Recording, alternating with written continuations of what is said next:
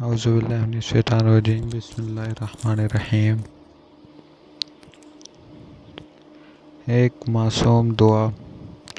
رمضان ختم ہونے میں صرف چند دن باقی تھے۔ گھروں میں عید کی تیاریاں شروع ہو چکی تھی۔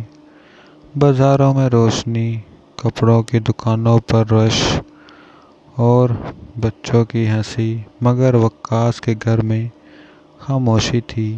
وہی چھوٹا سا کمرہ، وہی سادہ سا گھر اور ایک خالی کرسی جہاں کبھی وقاص بیٹھا کرتے تھے۔ عائشہ کبھی کبھی اس کرسی کو دیکھتی اور خاموش ہو جاتی۔ عید کا سوال۔ ایک شام حمزہ عائشہ کے گھر گیا۔ عائشہ دروازے پر بیٹھی تھی۔ اس کے ہاتھ میں پرانا سا کھلونا تھا۔ اس نے حمزہ کو دیکھ کر پوچھا، انکل، عید کب آئے گی؟ حمزہ نے مسکرا کر کہا، 2 دن بعد۔ عائشہ کچھ دیر خاموش رہی، پھر آہستہ سے بولی، پچھلی عید پر ابو مجھے نئے جوتے لے کر آئے تھے۔ یہ جملہ سن کر حمزہ کے دل میں ایک درد اٹھا۔ وہ سمجھ گیا کہ عائشہ کیا کہنا چاہ رہی ہے۔ ایک خاموش وعدہ۔ اسی رات حمزہ بازار گیا۔ چھوٹے چھوٹے جوتے دیکھتا رہا۔ گلابی رنگ کا ایک خوبصورت جوڑا نظر آیا۔ اسے عائشہ کی مسکراہٹ یاد آ گئی۔ اس نے وہ جوتے خرید لیے، مگر دل میں ایک عجیب سا احساس تھا۔ وہ جانتا تھا کہ وہ کبھی باپ کی جگہ نہیں لے سکتا۔ عید سے پہلے کی رات۔ عید سے ایک رات پہلے حمزہ عائشہ کے گھر گیا۔ اس نے چھوٹا سا ڈبہ عائشہ کو دیا، یہ تمہارے لیے ہے۔ عائشہ نے حیرت سے ڈبہ کھولا۔ گلابی جوتے دیکھ کر اس کی آنکھیں چمک اٹھی۔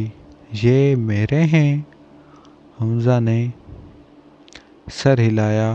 عائشہ خاموش ہنس پڑی، مگر اچانک وہ رک گئی۔ اس نے آہستہ سے پوچھا، انکل، اگر ابو ہوتے تو کیا وہ بھی یہی جوتے لاتے؟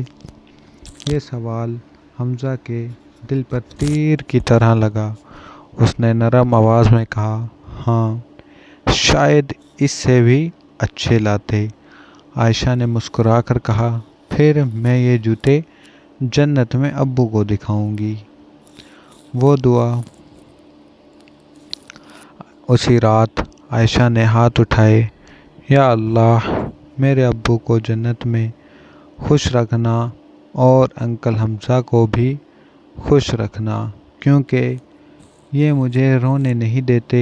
یہ سن کر حمزہ کی آنکھوں سے آنسو بہنے لگے۔ وہ فوراً باہر نکل آیا۔ آسمان کی طرف دیکھا۔ دل میں ایک عجیب سا سکون تھا۔ وہ دستک سمجھ آ گئی۔ اسی رات سحری کے وقت وہ پھر اچانک جاگ گیا۔ گھر خاموش تھا، مگر اس بار کوئی دستک نہیں تھی، کیونکہ اب اسے سمجھ آ چکا تھا۔ وہ دستک اصل میں اللہ کی رحمت تھی، جو اسے جگا رہی تھی تاکہ وہ کسی اور کے لیے روشنی بن سکے۔ سبق نمبر 1، کسی کے چہرے کی مسکراہٹ سب سے بڑا صدقہ ہے۔ نمبر 2، یتیم کے دل کو خوش کرنا عظیم عبادت ہے۔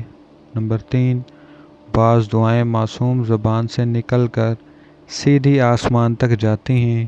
نمبر 4، اللہ کبھی کسی کو بغیر مقصد کے نہیں جگاتا۔